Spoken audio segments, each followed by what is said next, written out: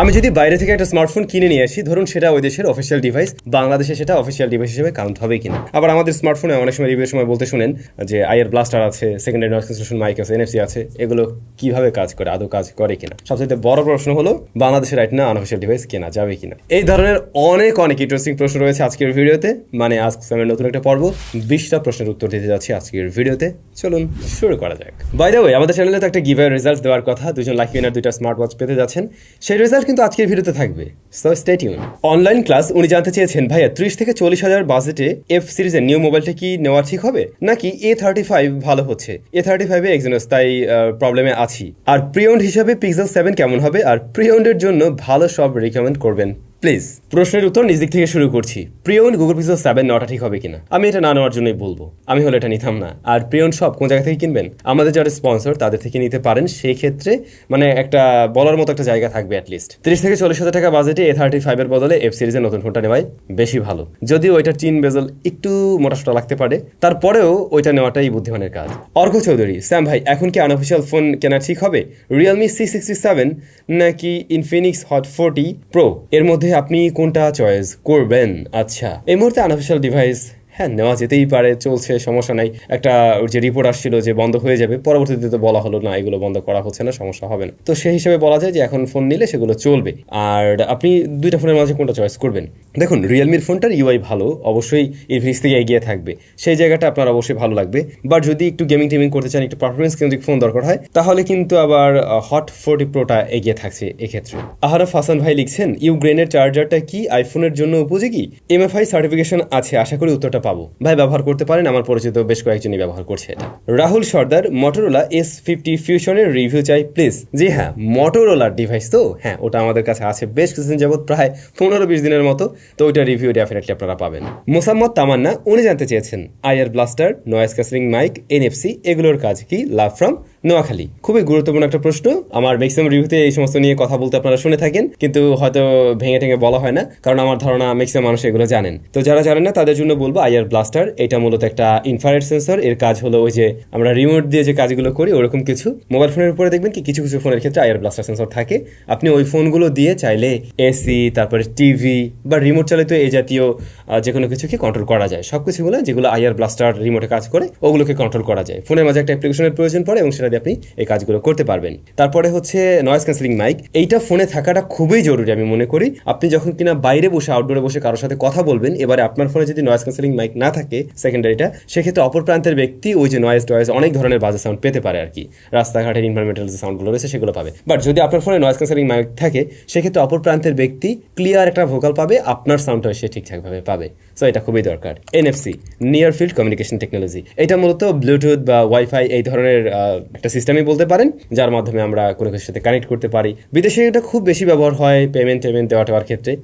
জোস একটা জিনিস, বাংলাদেশে এখন পর্যন্ত ওইভাবে ব্যবহার হয় না, বাট আই থিঙ্ক খুব শীঘ্রই এর ব্যবহার আমরা দেখব। ফুয়াদ ভাইয়া লিখছেন, who is the better ways for smartphone for gaming, display, feature ETC? দেখুন, গেমিং এর জন্য আপনি অবশ্যই চয়েস করতে পারেন গেমিং ডিভাইসগুলো, সেগুলোর ওয়েসটা ওইভাবেই সাজানো হয়ে থাকে। যেমন ধরুন রেড ম্যাজিকের ওয়েসটা কিন্তু একদমই ডেডিকেটেডলি গেমিং ফোনের জন্য ওইভাবে বিল্ড করা। আবার আপনি যদি আরোজির কথা বলেন, সেখানে কিন্তু আমরা সেম ব্যাপারটা দেখি, ব্ল্যাক শার্কের ক্ষেত্রে আমরা সেম ব্যাপারটা দেখি। সো সেক্ষেত্রে আমার মনে হয় আপনার যদি গেমিং করারই চিন্তাভাবনা থাকে, বা সেক্ষেত্রে আপনার যদি আসলে গেমিং এর জন্য ডেডিকেটেড ডিভাইস দরকার হয়, তাহলে অবশ্যই গেমিং ফোনে চয়েস করুন। রাকিবুল রূপক ভাই লিখছেন, ভাই আমি ফোন ইউজ না করার সময় ব্যাটারি সেভার মোড অন করে রাখি, আর ইউজ করার সময় ব্যাটারি সেভার মোড অফ করে ব্যবহার করি, এতে কি ফোনের কোনো সমস্যা হবে? না, এতে কোনো সমস্যা নেই। মাঝে মধ্যে এই কাজ আমারও করা হয়, যখন আউটডোরে থাকি তখন ব্যাটারি সেভ করার জন্য এই কাজটা আমিও করি। মিস্টার রিফাত ভাই জানতে চেয়েছেন, স্যাম ভাই বাইরের দেশ থেকে অফিসিয়াল ফোন কিনে বাংলাদেশে নিয়ে আসলে সেটা কি বাংলাদেশেও অফিসিয়াল থাকবে?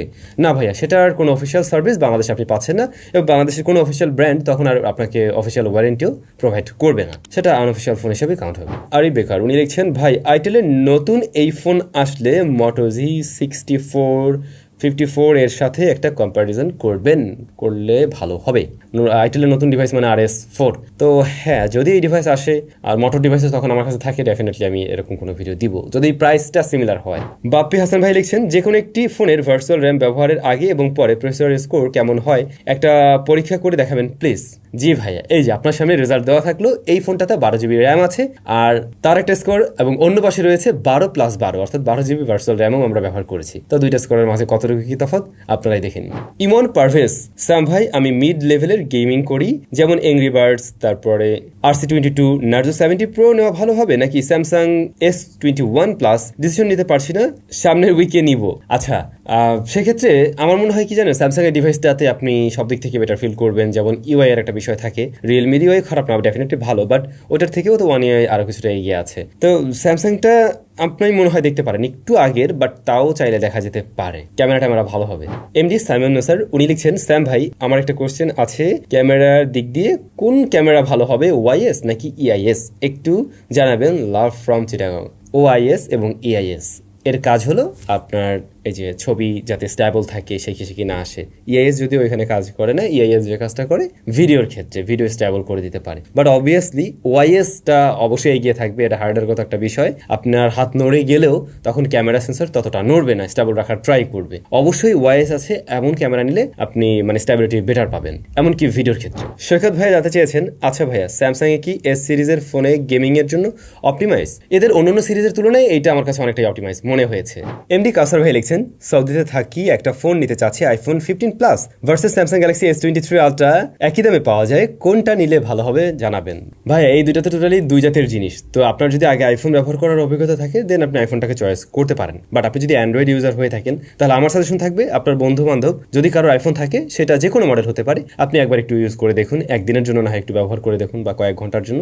আপনার যদি মনে হয় এর সাথে আপনি খাপ খাওয়াতে পারবেন, আপনার জন্য ঠিকঠাক আছে, তাহলে আপনি আইফোনের দিকে যান। অন্যদিকে স্যামসাং এর এই ডিভাইসটা কিন্তু যথেষ্ট ভালো, লাস্ট ইয়ারে আমি 1 বছর ব্যবহার করেছি, ক্যামেরার জন্য দারুণ একটা ডিভাইস, সব মিলে ওটাকেও চয়েস করা যায়। নাহিদ ভাই লিখছেন, আইফোন 7 প্লাস বা 8 প্লাস সেকেন্ডারি ডিভাইস হিসেবে কেমন হয়, রিপ্লে প্লিজ স্যাম ভাই। আমার সাজেশন আইফোনের এই ডিভাইসগুলো না নেওয়ার জন্য। বিশ্বাস করেন ভাই, এগুলো আপনারা কিনবেন তো সব প্রিওন্ড বা সেকেন্ড হ্যান্ড যেটাই বলুন না কেন, ইউজড, এর একটার অবস্থাও ভালো নাই। ব্যাটারিতে হয় একটু ওই যে টেম্পার্ড করা অথবা ব্যাটারি চেঞ্জ করা। আপনি নিবেন, আপনি কিনবেন, কয়েকদিন পরে গিয়ে আপনিই বেছে দেবেন, আবার আপনারটা কেউ একজন কিনবে, সে আবার ওই একই কাজ করবে, এগুলো নষ্ট হবে না, মানে কোনো রকম খোড়ায় বেঁচে থাকবো, বাট এগুলো না নেওয়া উচিত। মোস্তফা মিসকাত ভাই লিখছেন, স্যাম ভাই 30 to 35K এর মধ্যে ফোনের একটা ভিডিও দেন, লাভ ফ্রম চট্টগ্রাম। রিসেন্টলি আমরা 25K বাজেটটা কভার করলাম, এরপর 30K, তারপরে হচ্ছে 35K, দেন এবারে আস্তে আস্তে আমরা একদম 50 পর্যন্ত যাবো। লাস্ট টাইম এটা দেওয়া হয় না আইনো, বাট এবারে দিব। এসকে নাইম ভাই লিখছেন, এই সময় দাঁড়িয়ে নতুন পুরনো সেকেন্ড হ্যান্ড কোন মোবাইলগুলো নেওয়া ঠিক হবে, এরকম কোনো একটা ভিডিও দেওয়ার ট্রাই করবো অবশ্যই। এমডি আব্দুল কালাম ভাই লিখছেন, ভাই পপ আপ ক্যামেরা ফোনের রিভিউ দেখি না অনেক দিন বা অনেক বছর হয়ে গেছে, পপ আপ ক্যামেরা এর রিভিউ দিলে খুব খুশি হতাম। স্যামসাংয়ের সকল মেম্বারকে জানাই অগ্রিম ঈদের শুভেচ্ছা। আপনাদের সবাইকে অগ্রিম ঈদের শুভেচ্ছা থাকলো। আসলে পপ আপ টেকনোলজিটা মার্কেটে ওইভাবে স্ট্যান্ড আউট করতে পারেনি, এসেছিল, আমার নিজেরও খুবই ভালো লাগতো এবং পার্সোনালি এখনও আসলে মনে হয় আমার ওইটাই বেশি ভালো লাগতো, বাট এই টেকনোলজিটা আসলে ভাবে টিকে থাকে না, আইপি রেটিং এর একটা ব্যাপার আছে, হাত থেকে পড়ে যাওয়া, সবকিছু মিলে এটা আসলে হয়তো গ্রহণযোগ্যতার জায়গায় কম ছিল ম্যাক্সিমাম মানুষের কাছে। হয়তো আপনার আমার পছন্দ, বাট অনেকের পছন্দ নাও হতে পারে এরকম কিছু, এই জন্যই আর কোম্পানি কন্টিনিউ করছে না। খালিদ হাসান ভাই লিখছেন, বেস্ট ফোন আন্ডার 50K এর ভিডিও দেওয়ার কথা ছিল কিন্তু দেন নাই, ভিডিওটা দিন প্লিজ। আমি জানি অনলি একজনের কমেন্টের উপর ভিত্তি করে ভিডিও দেওয়া যায় না, বাট দিলে অনেক, ভাইয়া কথা দিচ্ছি দিব, আপনার একার কমেন্টের উপরেই বলছি দিব। ইউজার সামথিং উনি লিখছেন, আন্ডার 40K তে IQ Z9 টার্বো কি বেস্ট হবে, প্রায়োরিটি পারফরমেন্স ডিসপ্লে ব্যাটারি। ভাইয়া ডিভাইসটার রিভিউ কাল পরশুর মধ্যে পেয়ে যাচ্ছেন, সো আই থিঙ্ক তখন একদম ক্লিয়ার হয়ে যাবেন ওই ডিভাইসটা কেমন কি হচ্ছে। তো ভাই ব্রাদার, এই ছিল আজকের কি বলে কমেন্টের উত্তরগুলো। অনেকগুলোর উত্তর কিন্তু অলরেডি কমেন্ট সেকশনে গিয়ে দেওয়া হয়েছে, আর এখানে তো 20টা দিলামই। এবারে চলেন একটু গিভার রেজাল্ট দেখে আসি, কে হলেন লাকি উইনার। মূলত রেইনবো গ্যাজেট একটা গিভার অ্যারেঞ্জ করছিল আপনাদের জন্য, একটা ঘড়ির। চলেন ওইটা একটু দেখি কে হলেন উইনার।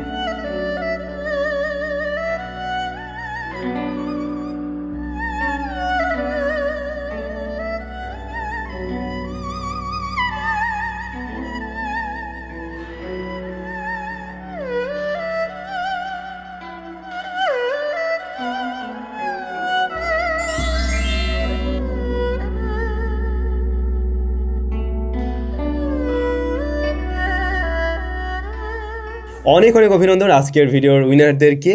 তো আপনাদের গিফটগুলো অবশ্যই আপনার হাতে আমরা পৌঁছে দিতে চাই, তার আগে ভেরিফিকেশন করা হবে। আপনার ভেরিফিকেশন, আপনার গিফট আপনার কাছে পৌঁছে যাবে। যারা উইনার হলেন আমাদের মডারেটরদের সাথে একটু যোগাযোগ করবেন কাইন্ডলি গ্রুপের। ভালো থাকবেন সবাই, অনেক বেশি ভালো। দেখা হচ্ছে স্যামসাংয়ের ব্র্যান্ড নিউ ভিডিওতে। Till then, take care.